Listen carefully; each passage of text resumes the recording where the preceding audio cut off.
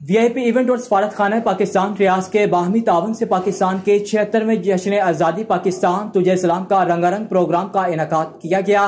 तकरीब के मेहमान खसूसी सफीर पाकिस्तान अहमद फारूक थे, जो वक्त मुकर्रर पर तकरीब में तशरीफ ले आए। सफारत खाना की इमारत के दरो दीवार पाकिस्तान के मिली और कौमी तरानों से गूंजते रहे।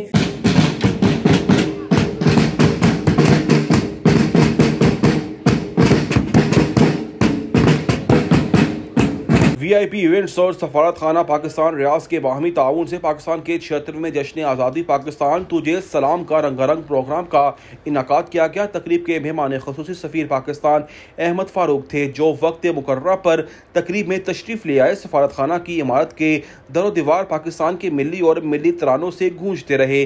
दिल दिल पाकिस्तान को सामीन ने बहुत पसंद किया। सलीम रफीक ने आधे घंटे से जायद की परफॉर्मेंस पेश की। सफीर पाकिस्तान अहमद फारूक ने अपने खसूसी खिताब में कहा कि ओवरसीज पाकिस्तानी मुल्क कौम का कीमती असासा का दर्जा रखते हैं, जो हर साल करोड़ रुपए का कीमती ज़र मुबादला पाकिस्तान रवाना करते हैं, जिसमें पाकिस्तान की मईशत मुल्क की खुशहाली की राहें हमवार होती हैं। मुल्क की तरक्की का इन्हिसार ओवरसीज की मेहनत और भरपूर ताउन से जुड़ा हुआ है। ये सब ओवरसीज वतन अजीज की तरक्की और खुशहाली में बड़ा कलीदी किरदार अदा रखते हैं। सफीर पाकिस्तान अहमद फारूक ने मजीद कहा कि इनकी खिदमत के लिए सफारत खाना का ताउन हमेशा उनके बुनियादी मसाइल को अवलियत देता है और देता रहेगा।